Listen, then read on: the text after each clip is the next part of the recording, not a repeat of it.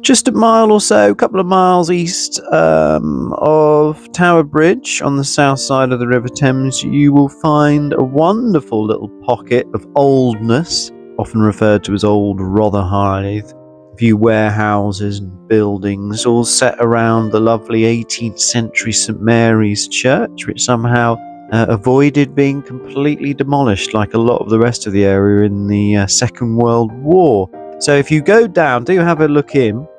I don't see box pews very much anymore. This was originally for, I think, about 1,000 people. And the other thing in this church is that you'll find references, as you will around the area, to the Mayflower, which was the ship that set sail from Plymouth to the New World in 1620. But actually, 65 passengers picked it up from this pub, which was a 16th century pub, which was called the Ship originally. It was rebuilt in the 18th century, had another name, and then in the last, I don't know, however many decades, it became the Mayflower. Also, one of the only pub in the UK licensed to sell American stamps. A few other little things, the old school, and the watch house, which was to make sure resurrection men didn't dig up dead bodies.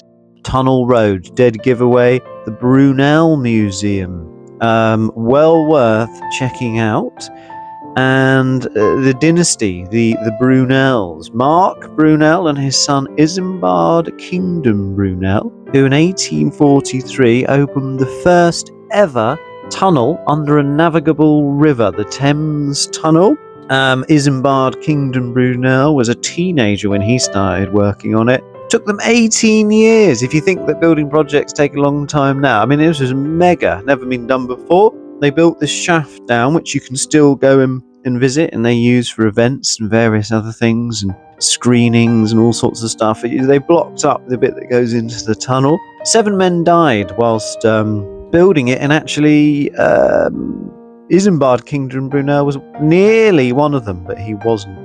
If you want to go on a bit of it, get on a train from Rotherhithe, which is about a minute away, and that is part of the tunnel. Also, Dr. Salter's Daydream. Do go and check this out. It's really close by, just further up the river. Alfred and Ada Salter, late 19th, early 20th century doctor and his wife. Actually, just behind the statue is the remains of Edward III's 14th century manor house, as you do. Anyway, back to Dr. Salter. They lived in Bermondsey, dedicated to helping the poor, decided to live amongst them rather than elsewhere. And because of this, their daughter Joyce died in 1910, I think, at the age of 8 of scarlet fever. So they paid the ultimate sacrifice. But check out Old Rotherhithe.